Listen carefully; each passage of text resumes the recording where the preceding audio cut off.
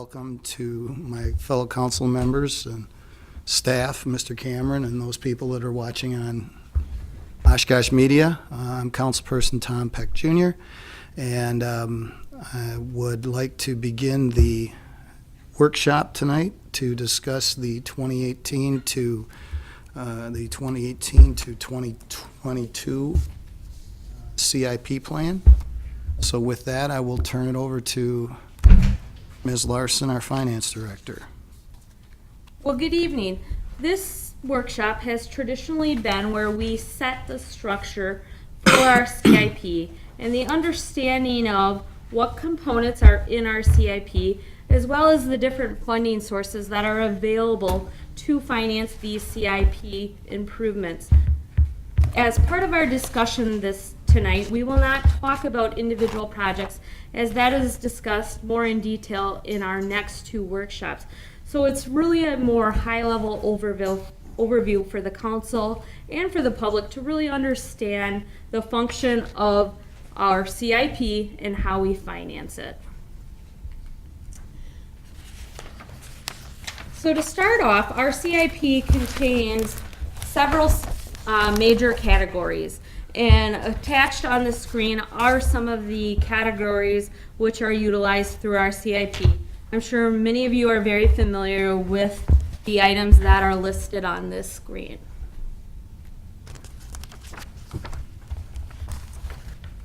To fund these categories, the city relies on several resources in order to be able to fully fund these. Some of them are, and good examples of those would be the general fund tax levy.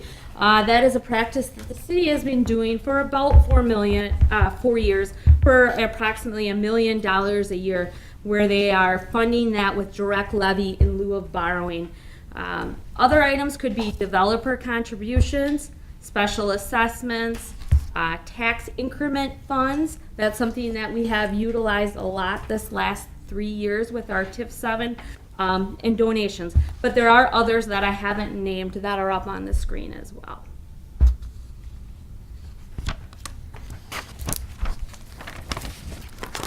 So one of the principles as we have worked to refine and improve our CIP, or our capital improvement program process, is really evaluating the need of, should this be a project that is cash funded or credit or debt?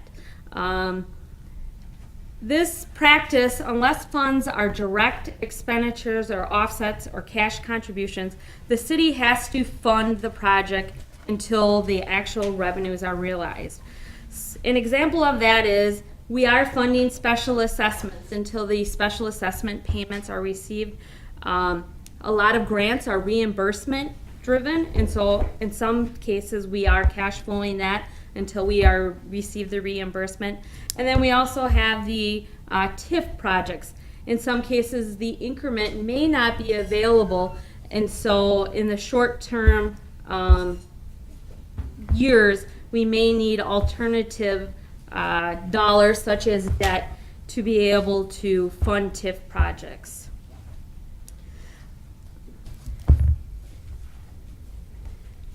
So we have 4 forms of debt that we use here in the city of Oshkosh. The first one breaks out into the general obligation debt. General obligation is typically looked at an amortization of 20 years and 10 years. And the goal of separating these two types is to ensure what we are borrowing match the life cycle of the asset that we are purchasing them with. It also can include state trust fund loans, and that is typically used for TIF projects that are not eligible for tax exemption, as well as an example, a good purpose would be the WRS buyout that we did approximately 3 years ago. The other forms of debt that we do utilize are what are referred to as revenue bonds or notes. We utilize those currently for the water, the sanitary sewer, and the storm. This year, we actually applied a new form of revenue debt where we use our hotel motel tax. And so that's a new purpose that is working well.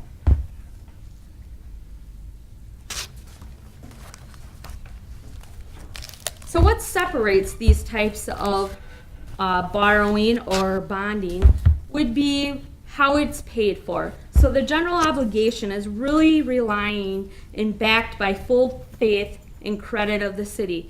There's a guarantee when we issue general obligation debt that we will levy to make those debt service payments. It is the most reliable form of debt, and it's generally your lowest cost or lower interest because of that guarantee.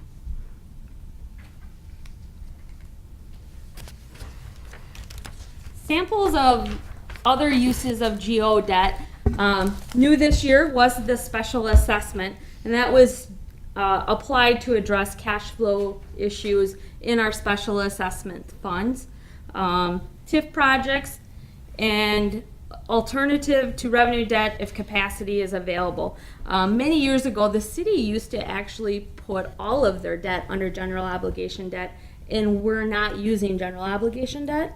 Was not using revenue debt, but that practice has decreased because we do have the sufficient revenues in our utilities to utilize the revenue debt.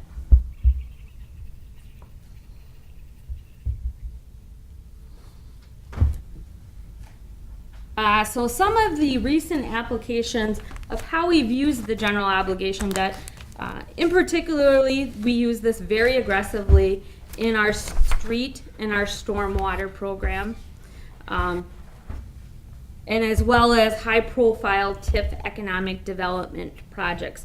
Good examples would be the Oshkosh Corp and the Aviation Business Park, as well as we have applied this in our Riverwalk development. Most of the DNR funds do require that matching fund, and so we have utilized this in the past as a form to match the debt. Ms. Larson, just one question. The Oshkosh Corp debt, that's the powder coat facility from several years ago, correct? That is Correct. Nothing related to anything that's currently being discussed with Oshkosh Corp. Correct. Just to make sure that people understand that this is something that was already done, nothing Yes. that's in the current news. Okay, thank you.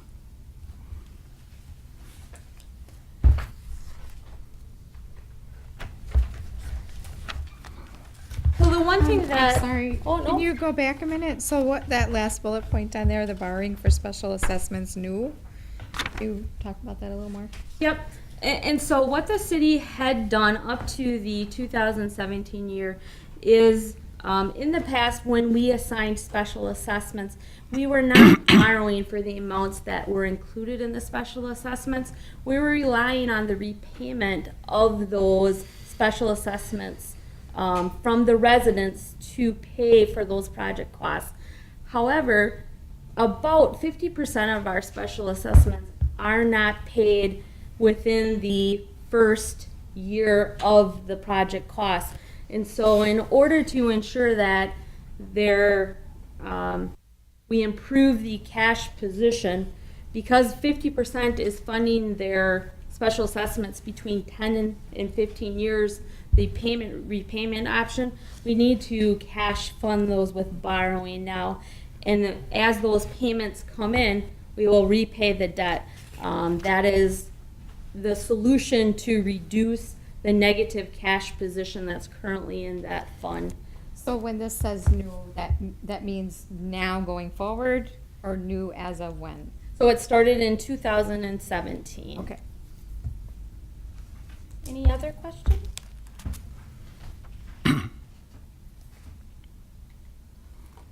So this is a model that we have talked about. We brought it out in our workshop number 1. This is one that I think we really want to concentrate in. We really want the public to understand the goal and the accomplishments of this page. This is the first time that you are seeing we are going to realize our goal in 2018 to be below our 70% target. That is a goal that the Common Council had set, that they wanted to see that under 70% within 5 years. We will be accomplishing that in the 4-year structure. We will be lower, in 2018, we will have not been that low since 2010. So that policy that the council did give to staff of the 11,400,000, you can see the effect and how that has decreased our debt limit capacity, as well as we had very good development in our equalized value this year. We went up 4%, which is one of the largest increases since I have came here. So the combination of utilizing that constraint of the 11,400,000 and that equalized value growth put us where we want to be. This is something that Moody's will look very favorably upon the city. And this will be something they'll look for consistency, because every year as we have been borrowing and we have been doing our Moody's rating presentation, something that we've talked about.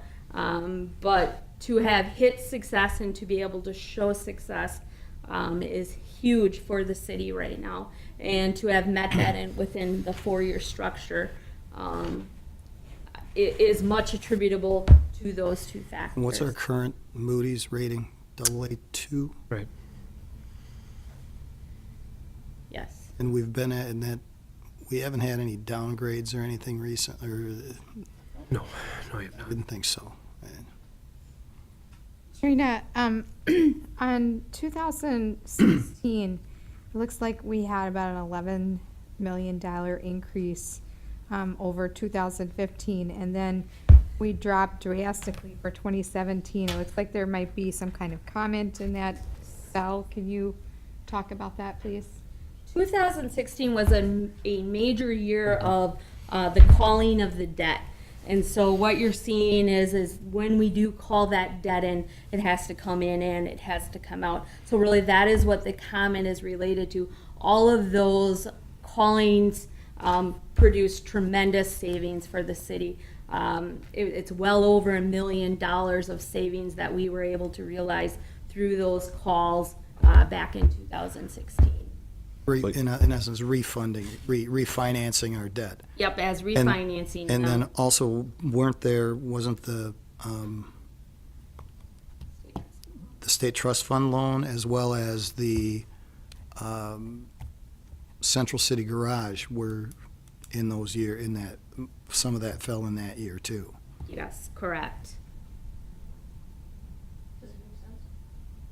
I guess you're talking about that refunding, and I guess I'm just still trying to understand why our existing debt number would have gone up if it's called in and we pay it or we refinance it over the last year prior to that. So what you're saying is those notes came due, right? Well, they were callable. There, They were callable because when you issue a bond, and it's usually at a stated interest, and some of those bonds were out, trying to think. I mean, if it's a 20-year bond, they're callable typically at what, 7 or 10? Yep. And so then we have the option, because prior to that, you cannot call them. But when that option first comes up, and if the interest rates are definitely more favorable, so if they were financed prior to that 10 years ago and it was at 6%, and then we could refinance them for, 2 or 3%, then we would call those in and then we'd refinance them out. So it jumped, but we recovered, and so we're back down at the more palatable numbers, right? We're essentially exchanging principal for principal, but what we did is we were saving on the interest that we would pay Yep. for those bonds.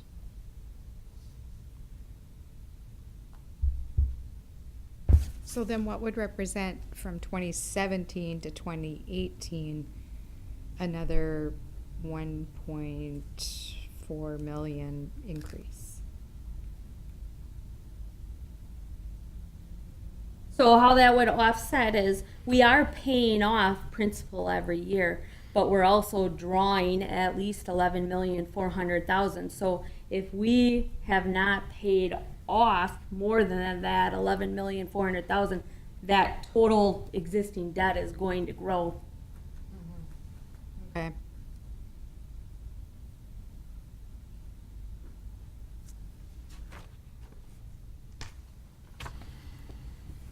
So a huge accomplishment, and I think that's something that hopefully, as we go forward, we want to continue to try to maintain that 70% rating and monitor that.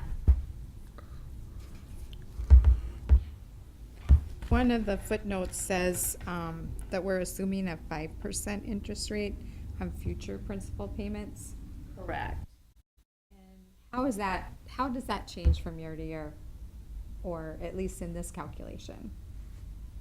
So really, you would borrow at market, but this assumption builds forward that we will borrow at an interest rate of 5%.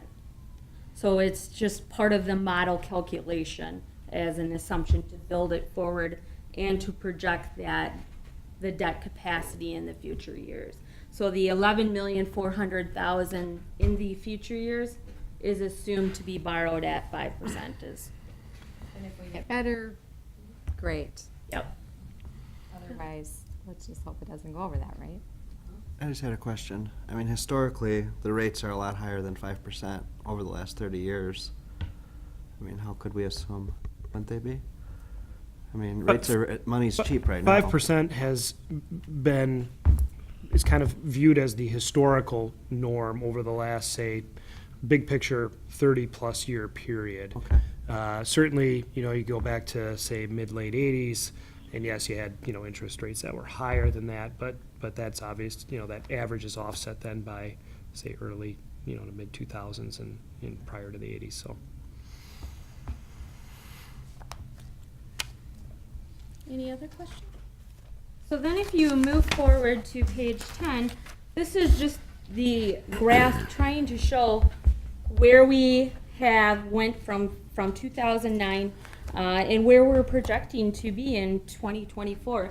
And you'll see that concentrated decline from that new restriction and policy issued by the Common Council.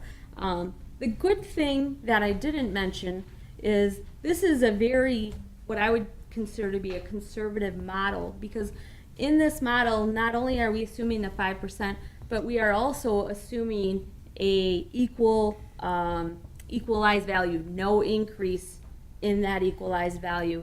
And hopefully with the economic conditions starting to show and to show growth in equalized value, we will be doing even better than this model has predicted, because as long as we have equalized growth, our model is more conservative than that. So The reason why council put this plan in place was because council was concerned about the level of debt that we were taking on, of general obligation debt.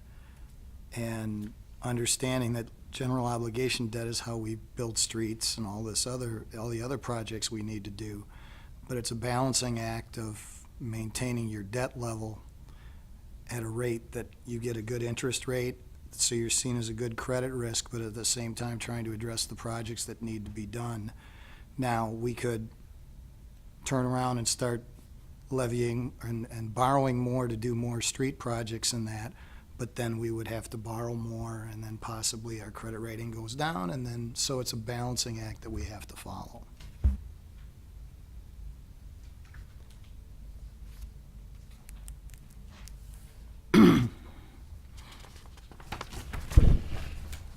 So when we look at the summary of our 2018 CIP requests, what this is showing you is how the 2018 CIP is going to break out by each major category and the amount of bonds versus notes. Again, bonds are 20 years amortization versus the notes, which are 10 years generally.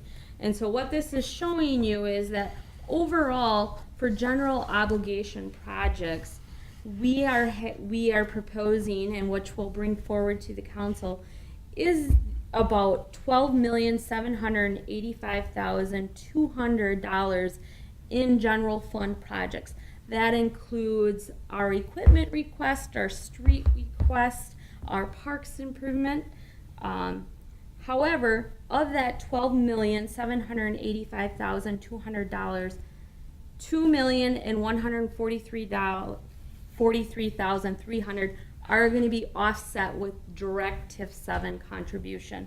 So reducing the borrowing need. So overall, this year, what we will be proposing to council is GO borrowing of $10,641,900. You may ask, why isn't that at the 11.4? Truly, what we're trying to do, and in our long-term strategic planning of that TIF 7 retirement, we needed to be able to have alternative funding sources for the council to fund the unknown street improvement that needs to be done, the unknown project. And so we're leaving that capacity for the council to be able to assign and utilize in that new year, but not and just leaving it not borrowed right now. But the council would have the ability to then, if they would wish to go up to that 11,400,000. But really, it's a TIF 7 closure strategy as to ensure that we are still going to be able to do and have some capacity for something we may not be anticipating. It could be a natural disaster, and something happens with the streets and flooding. So it's something that's unknown, which we may have relied on a different funding source that isn't available anymore.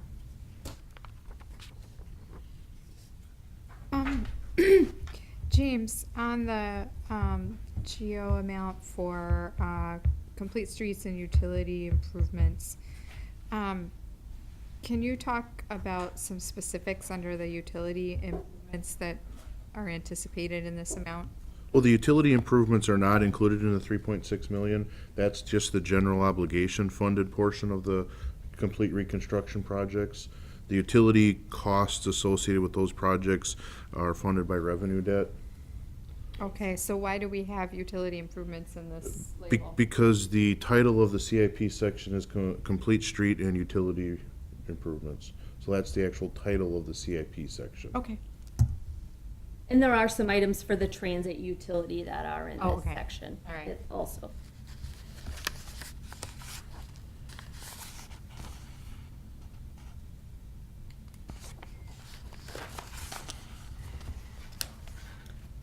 So as we discussed, our plan that we will be presenting to the council does meet the $11,400,000 cap.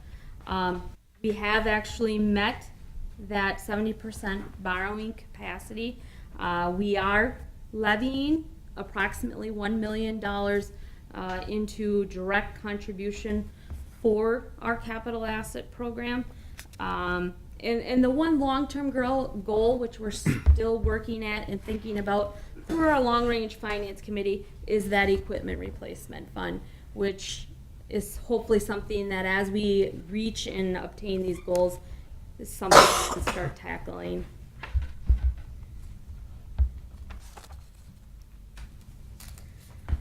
So in the documents that you will receive for 2018 to 2022, it's important for you to realize that this is a 2-year balance.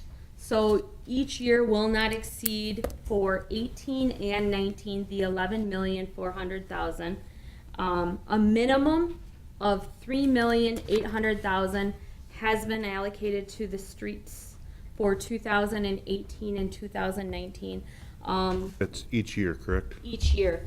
The one point of emphasis from the citizen survey this year is we did receive quite a few comments on our streets in that survey. And so we had held the streets to a cap more, around 3.8, but this year we did go and put additional money into that area as part of our citizen survey. And James, could you tell us approximately what amount of streets, and I know Oregon is in there, but what are some of the other streets that fall under that? The streets that are included in the reconstruction program for next year, you mentioned Oregon, but also Court Street from Washington to CP, Otter Avenue from State Street to Broad, and Washington Avenue from Main Street to Broad Street as well. Any idea on how many miles that is? Um, And this is for 18 and 19, that's just 18 that I just gave you. That Oh, was okay. just 18. all right? I don't have the length off the top of my head, I apologize. But 19 would be, again, 19 would be Oregon from 16th to 21st, Hazel Street from Washington to Irving, and Grand Street from Parkway to Irving. Thank you.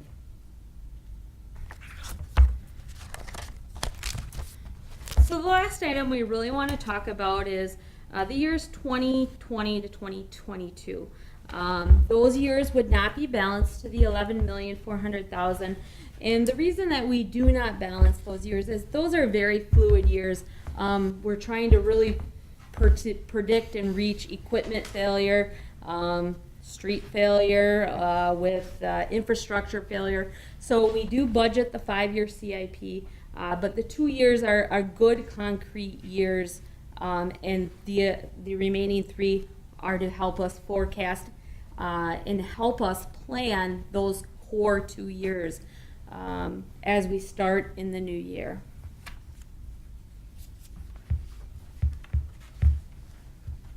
So we go back to, and I think this is an important discussion for the public as well as the council, because as much as this system lacks flair, it is so appropriate and it really describes how we're doing the CIP here. We broke it into some major categories and how we would assess the needs and the priorities. And we came up with a system that we used 2 years ago. And one of the categories were gotta do.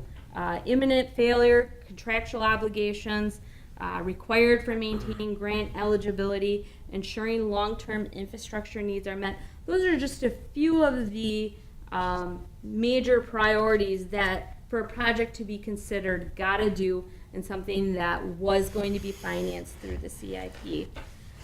Our next category was need to do. Items are at the nearing their end of their useful life.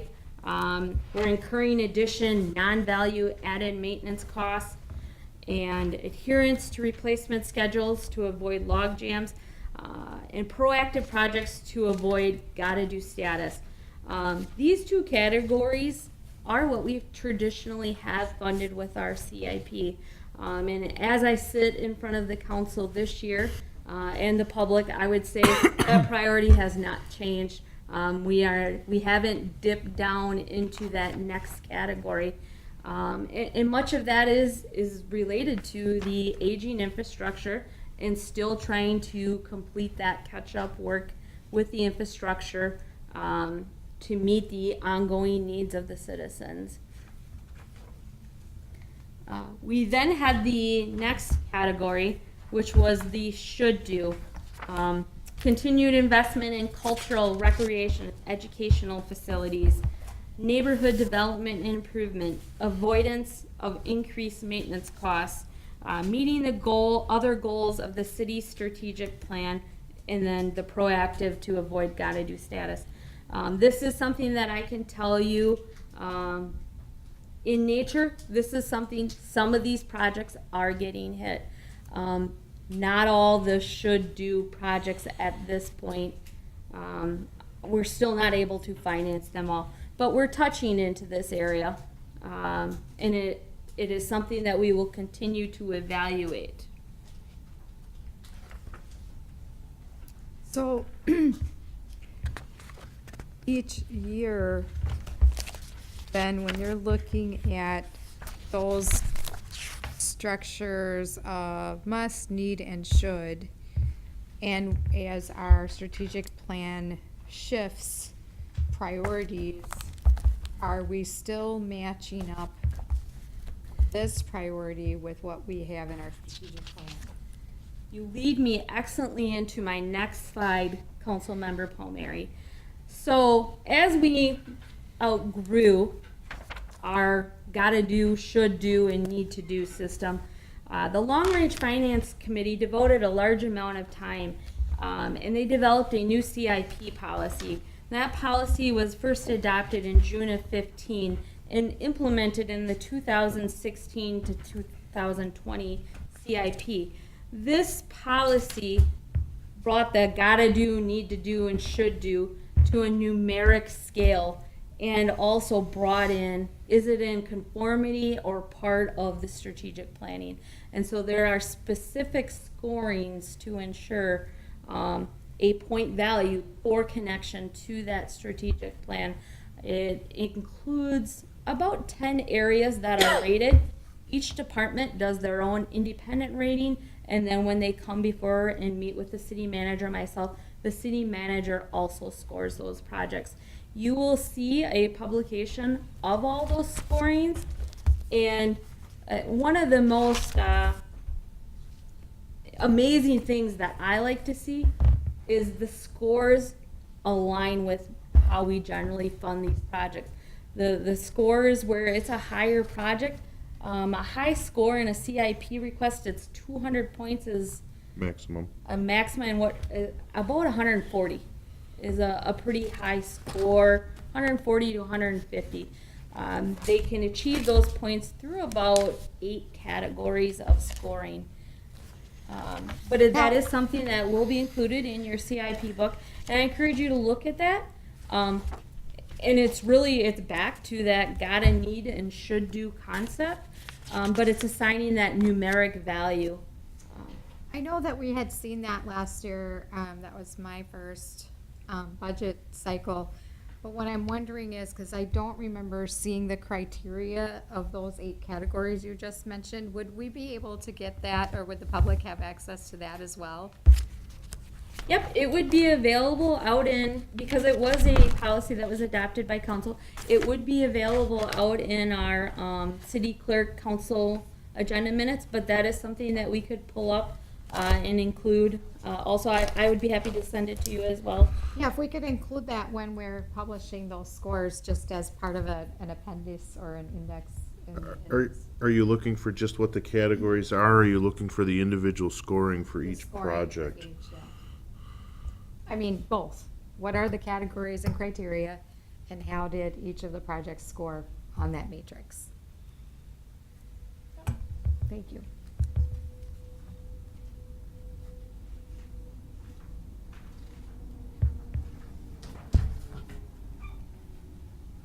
So that is the first half. The one thing I will note is the last page is so you can see that screen a little better on the debt analysis. So, but that's what we already covered. So can I answer any questions preliminarily over what I went over? Where we will review, and the council members will have the opportunity to discuss the proposed projects with the department heads, will be at the October 30 and 31st council workshops. Each department will start with their operations budget, and then the second half of their meeting with you will be to review their CIP projects, with the exception of the Public Works Department, who comes back in October because of the amount of projects that they do have. They get an independent session with the council for the last workshop. But And remind me again how far in advance we get those packets prior to the workshops in order to save some time when we're in the workshop. you will be getting your budget book October 11th. All right. And then I believe the CIPs right around that time frame as well. Is that? I think so. I don't remember, the first publication was for the Plan Commission. I think I'll have to check, but I think it does come out for those workshops about the same time.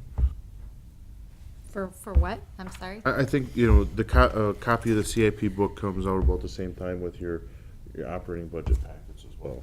Okay. Because the CIP is, as Trina mentioned is one of the things that is discussed with the department heads during Right. those workshops. So that book needs to come out at about the same time as you get the rest of your packet. So I'll make myself a note of that. Yeah, I seem to remember we got it prior to the League of Wisconsin Municipalities State Conference, because I remember taking it with me and it was like that thick. Yep, the CIP book is about that thick. And the budget book's a little thicker than that. Right.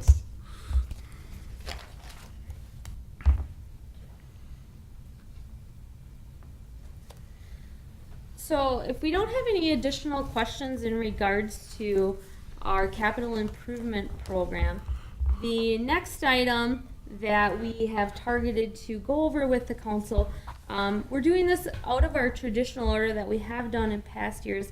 And it's just so we can give enough time and be able to answer the questions.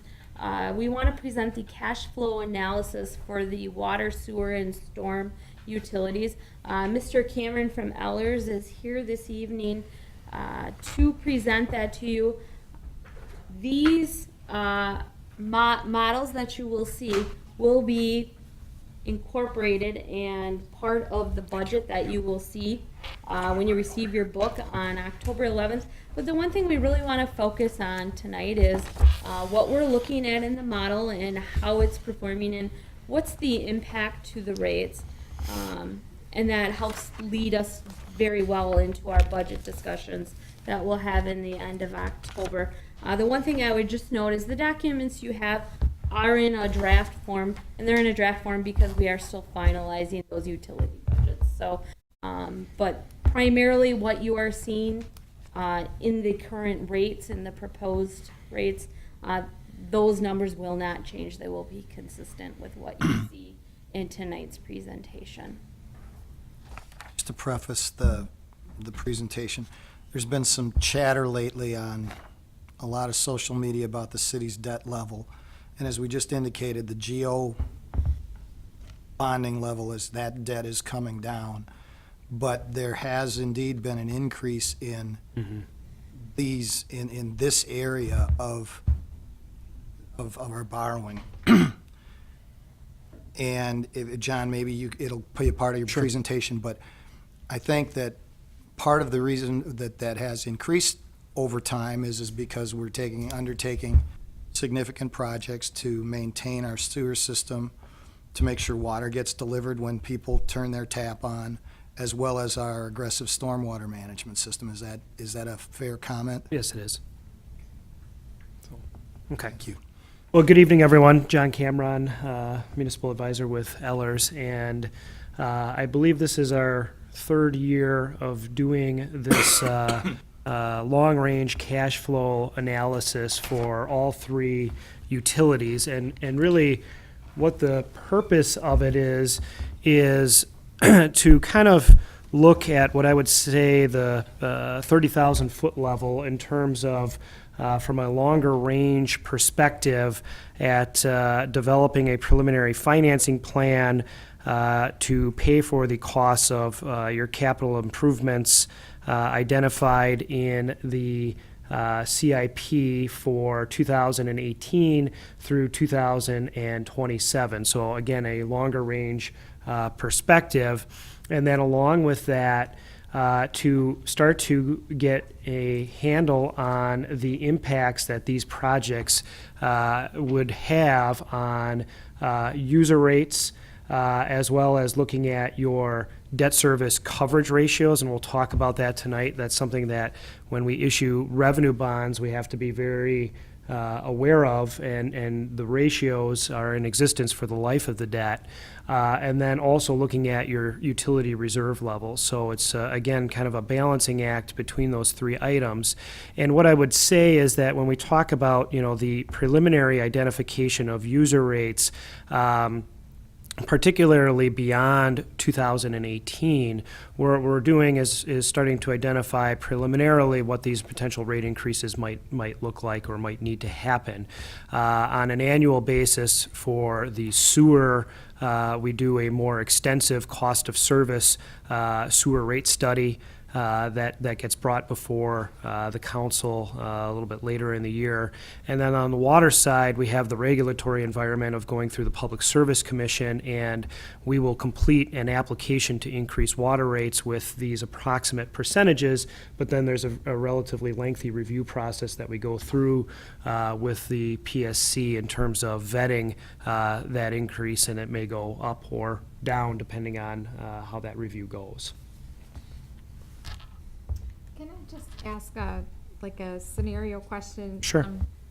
Perhaps, I've had some folks ask me that own various types of property, perhaps they've suspended water service during a vacancy or that kind of thing, how it would be possible that, obviously, they're still paying a service fee for water and sewer, even if they have the service disconnected.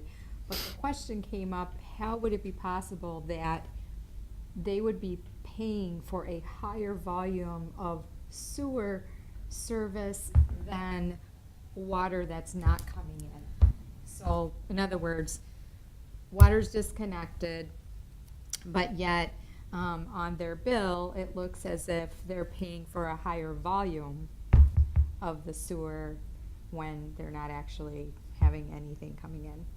And I didn't actually look at this bill, I was just asked about that recently, so I don't know if that's a simple question, or a simple answer. To be honest, I'm not sure I'm entirely following the scenario. With your user rates for water and sewer, there are fixed components to them, Right. regardless of, the amount of volume that you use. Yes, Beyond that, I'd have to, sure. I think, look at the specifics of the bill to know a little bit more about what's going on there. But there would still be the fixed component at the very least. Understood. So. In terms of just an overall funding summary, and what I've got before we go any further, there's 4 different items that I handed out. Really, what we're going to go through tonight is this overall PowerPoint.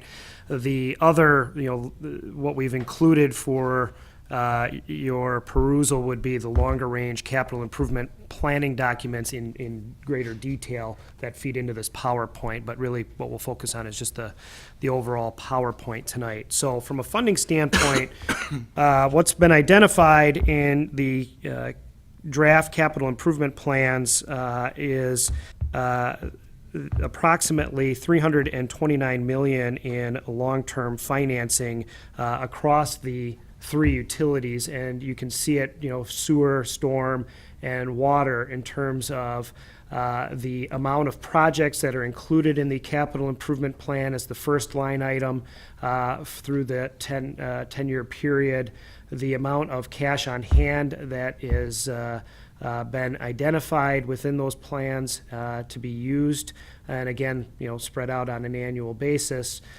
With the issuance of revenue bonds, there is a debt service reserve requirement that goes along with the revenue bonds, and that's a calculation that gets done whenever a new revenue bond is issued in terms of looking at what your reserve is now, what the change in the reserve requirement would need to be as that new debt gets issued, and then what the additional reserve requirement might need to be.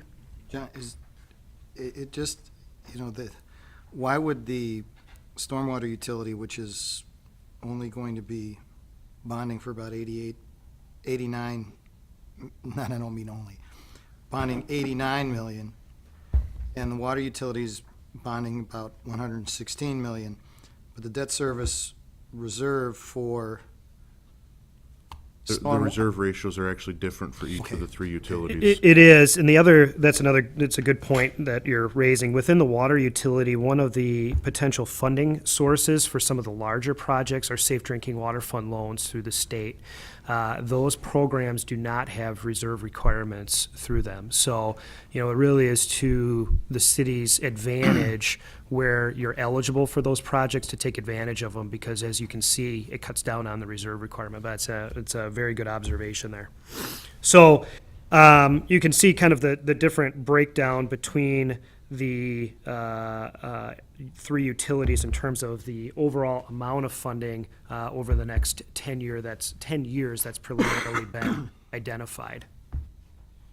When we talk about revenue bonds, and I've alluded to it initially, one of the big items that we have to be aware of is the rate covenants associated with each utility. So what this means is on an annual basis, and then also when we talk about the issuance of debt, we have to make sure that each utility is meeting its debt service coverage requirements. So for sewer, it's at 110% or 1.1.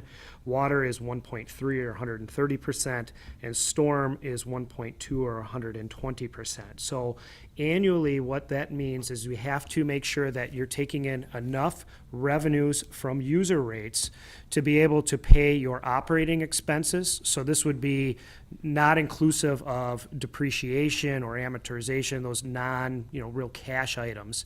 So this would be, salaries, benefits, chemicals, those types of things. So your total revenues in less your cash expenses leaves you a net before you make your debt service payment.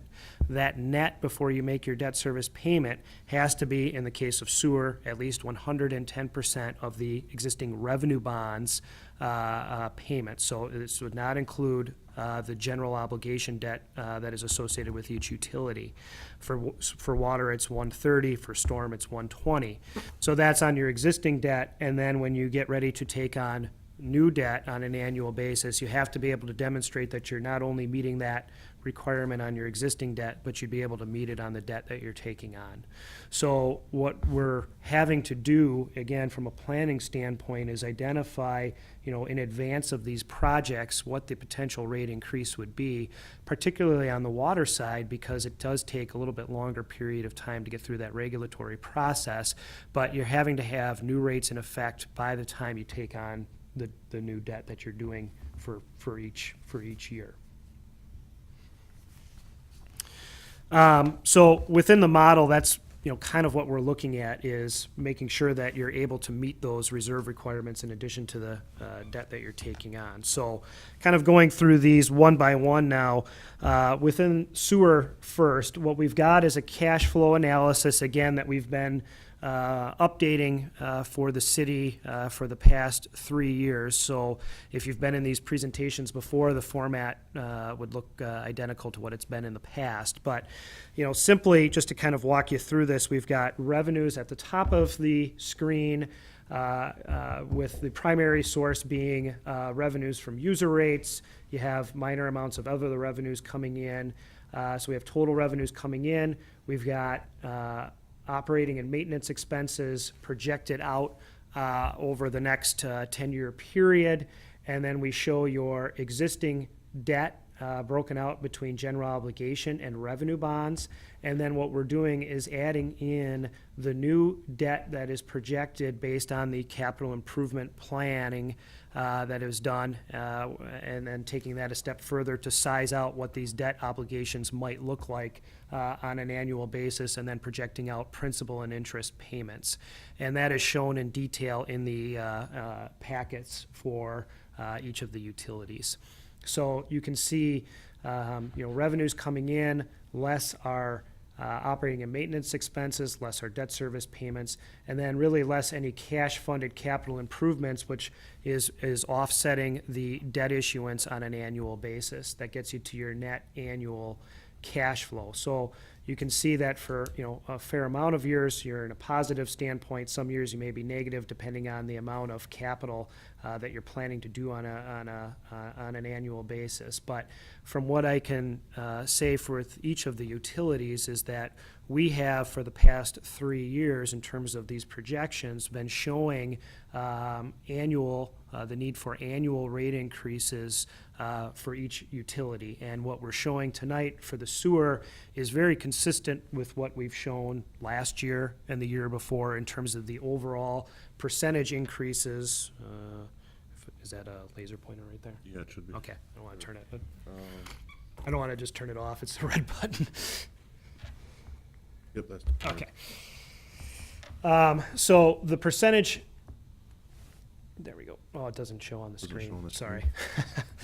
The percentage, you can see the percent increase to user rates required is the second line down, and that's the annual percentage increase, and then you can see what it does on a cumulative basis going forward. But what we're projecting for 2018 is an 8.5% increase to sewer rates, which is approximately what we were projecting at this time last year for 2018 in terms of, that longer range projection.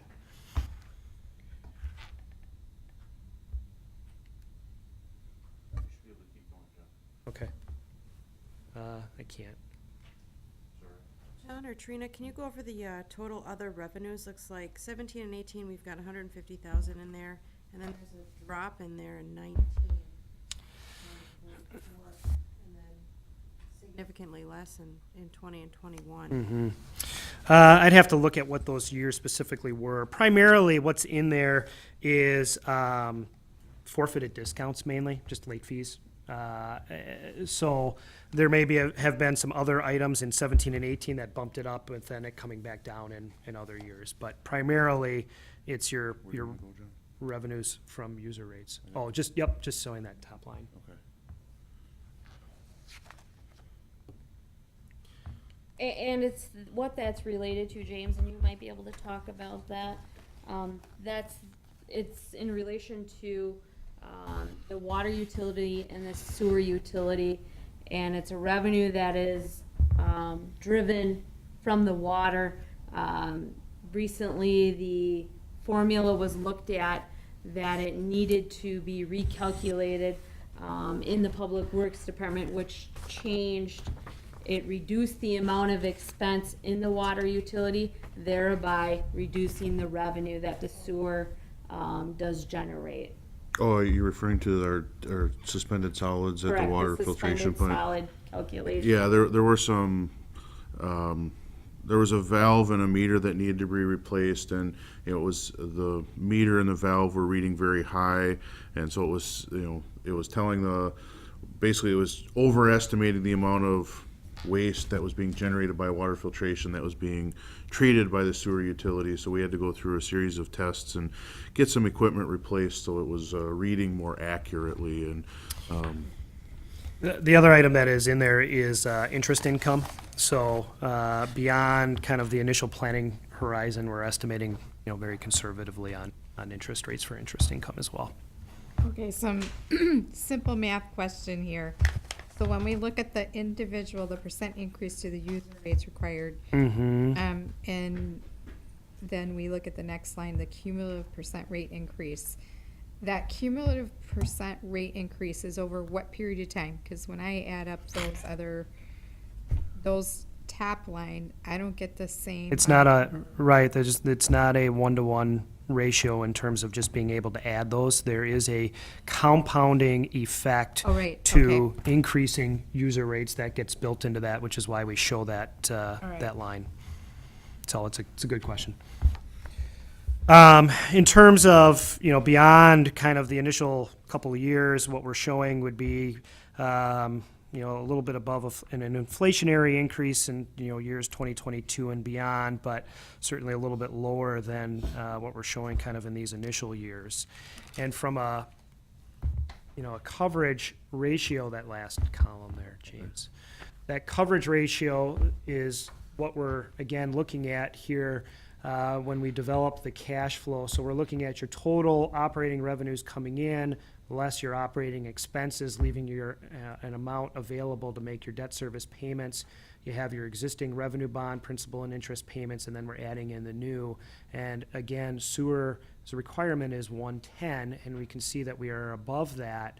But one thing you can see is we do start to lag, especially compared to where we're projecting you would be in 2017. So, that is an item of, potential concern in terms of watching, that relates to really the debt level that you're adding relative to the rate increases that might be palatable to get this done in terms of the CIP. So, what it's saying is, in order to kind of maintain a 160 coverage, which, you know, at 110 is a good, healthy indicator. And the stronger the coverage, the more favorable you're looked at from a rating perspective.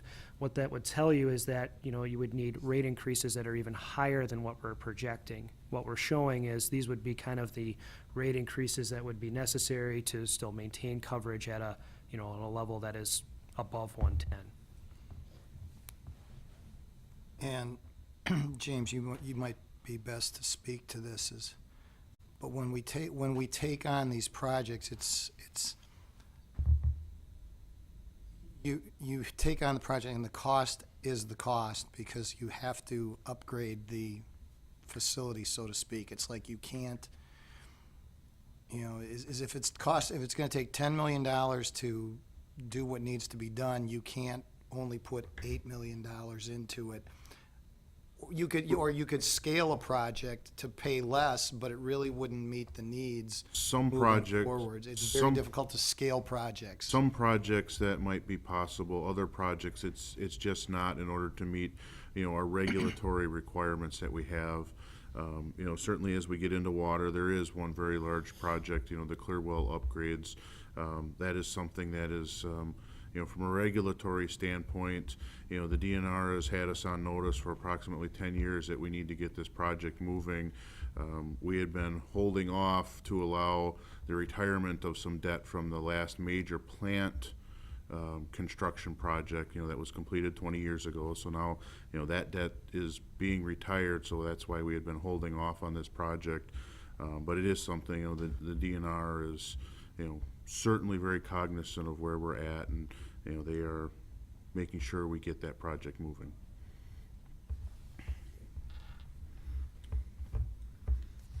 So switching gears to the water side, in terms of, and the format is the same from a cash flow standpoint with each of the utilities, but in terms of the rate increases that we're showing for 18 and 19, we are actively working on a application to increase water rates, which is primarily being driven by the Clearwell project as well as some other, you know, capital improvement needs.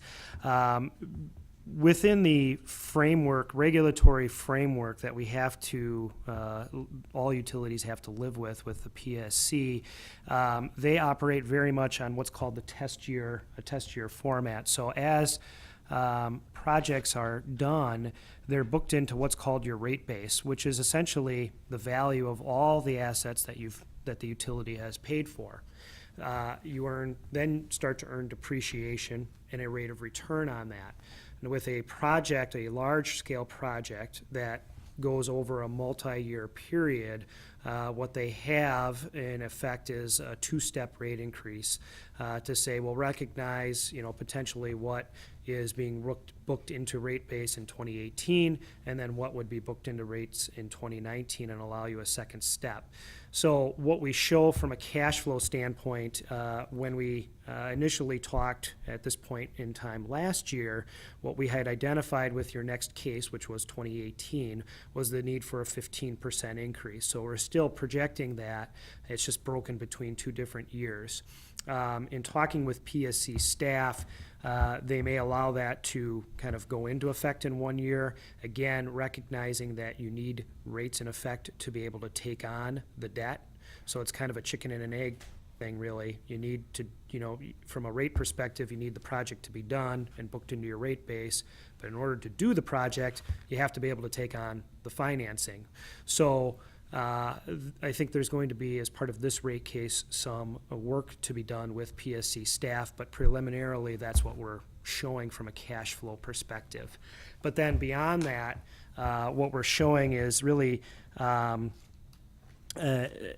in 2020 would be kind of the need for your next case, and then in every other year, either full rate case or what's called simplified rate case. Simplified increases are inflationary increases, and they vary really based on the rate of inflation. Right now, they're 3%, but you have to be able to qualify with the PSC, and you can qualify after you submit your annual report in April.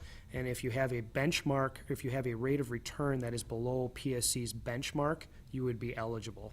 It also has to be less than 5 years from your last full rate case, and that's mainly because they don't want your user rates to get, out of whack from the true cost of service over time. So, they'll allow you some simplifieds, but at the 5-year mark, they'll rein you in and make you do a full case.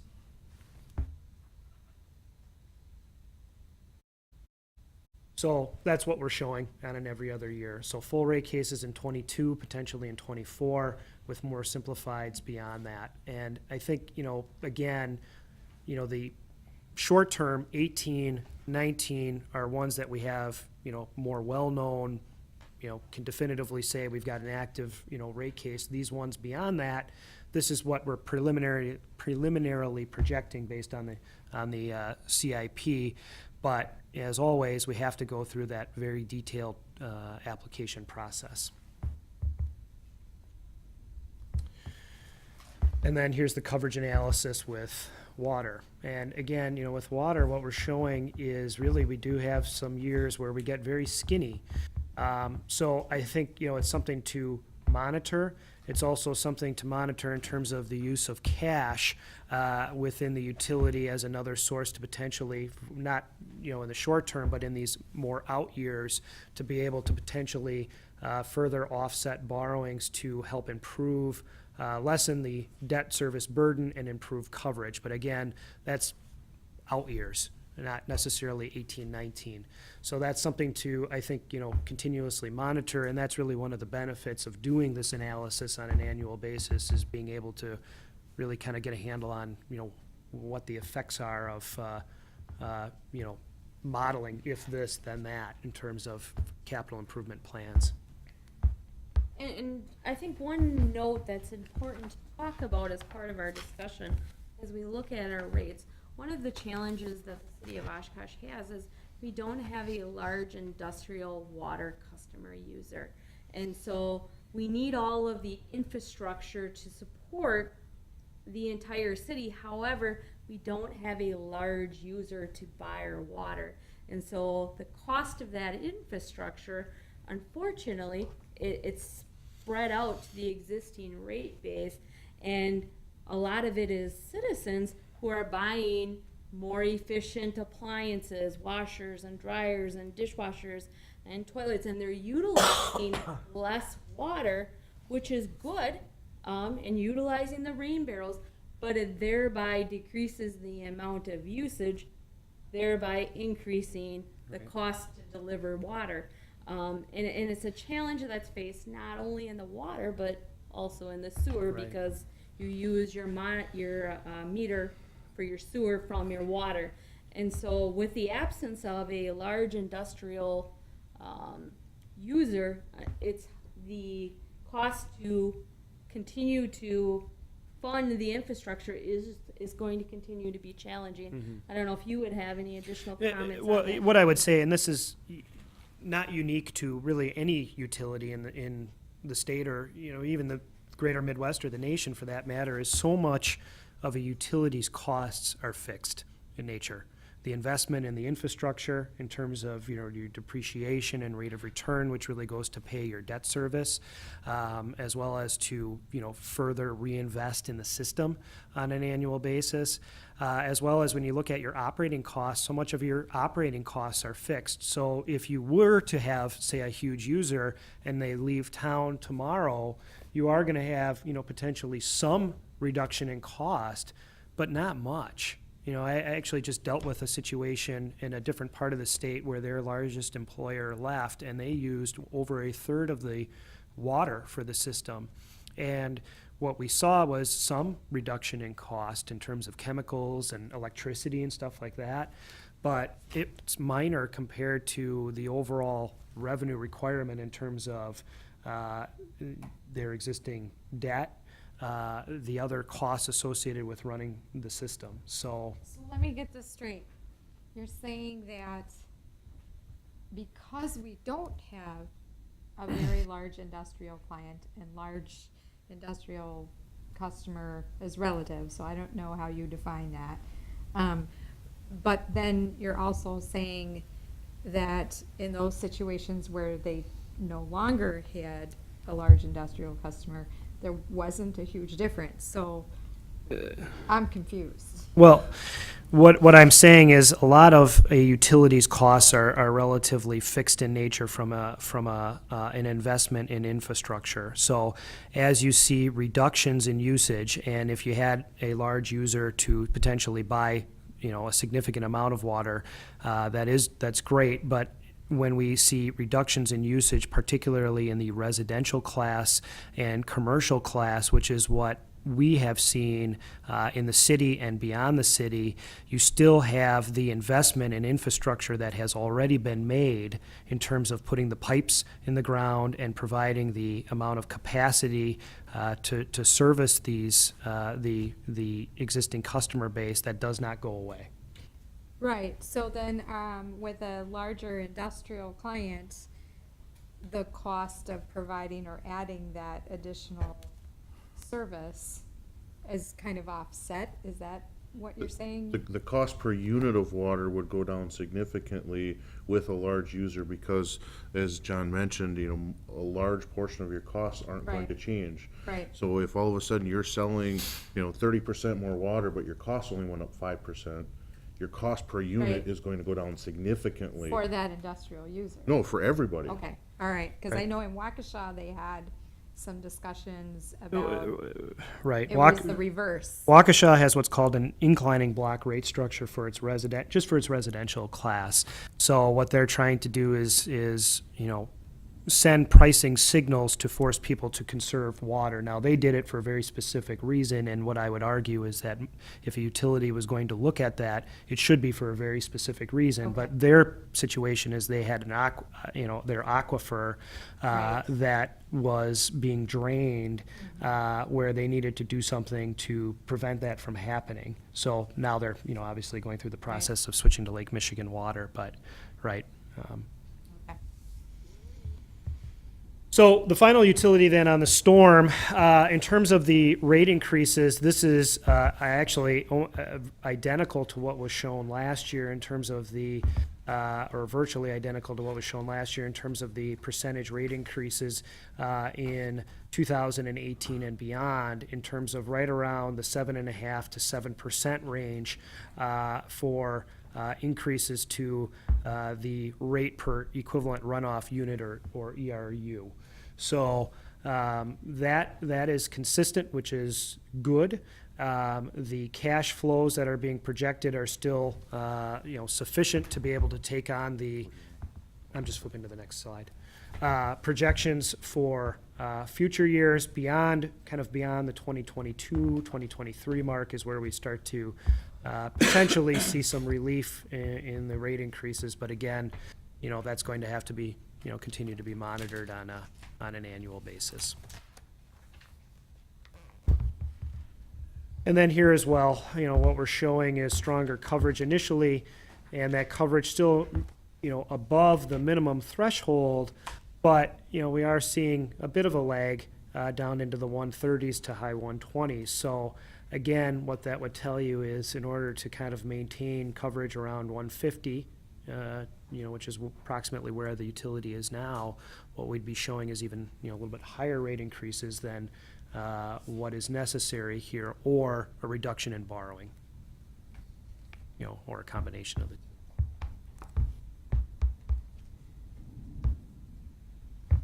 So then the final slide is just, the estimated impact on utility rates in total. You can probably better see this. There's a separate handout, one-page handout that shows this. But what we show here is what the quarterly bill is for the average customer for water on the far left in blue, water for blue, brown for sewer. And I don't know, there's no real good color for stormwater, so it's more pink. Moth, yes, there you go. So in terms of what the, quarterly charges would be, and, what the estimates in terms of if those rate increases were put into effect, what the change would be over time. I know this is a little bit out there, Trina, but we talked about last year as our new systems were being installed, looking at changing over to a possible monthly billing for water and sewer. And I think that this is becoming even more pressing as we are seeing some pretty significant rate increases for people to be able to handle this on a, so where are we at with that? So where we're at with that is we are currently in the ERP implementation. The utilities will come onto the ERP implementation in 2 years. When we do bring them into our new product of Munis, then we are wanting to go to monthly billing. Unfortunately, our existing software probably does not have that capability. But as part of our implementation and bringing it forward, we are wanting to go into the monthly billing. But not for 2 years, but we're gonna see one of these significant increases next year. So, I mean, are we able to, I guess my concern is that as we start jumping up in those numbers, looks like, you know, the bigger one coming at like, you know, between 2020, 2021. I guess by then we should have it online, but are we concerned at all about with that increase, people getting behind, and the bigger the number, you know, the harder it is to collect that difference? Yeah, and I think you bring up an excellent point and how that challenge could be for many households. The one thing that I can say is, although we don't currently bill monthly, residents are able to come in monthly and apply against their utility account. And so they could contact the water utility and say, what is my average usage? And start to make that monthly payment independent of the bill. Right. And then those credits would be offset. That might be something that could be helpful for a lot of residents. But that's the best solution we have right now. Sure, sure. And maybe we just need to get that information out there a little more visibly so that people know they can do that. And I think especially over the next year or so, as we start to address that. That's really the end of my presentation. Happy to answer any other questions if. Anyone have questions?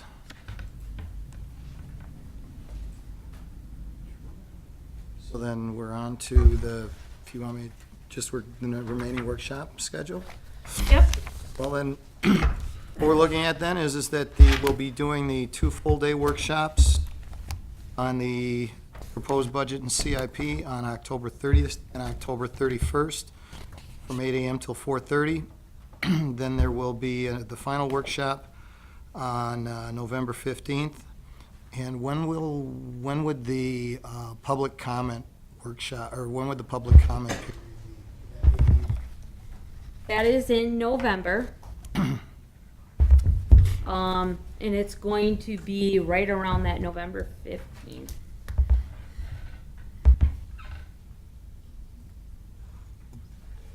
So public comment on the budget will be November 14th, and the council will adopt the budget on November 28th this year. So November 14th is, and I mean, any time between now and then, I mean, obviously citizens can make their case, can make their case with council. But November 14th will actually be an opportunity for citizens to come and discuss the 2018 budget and CIP.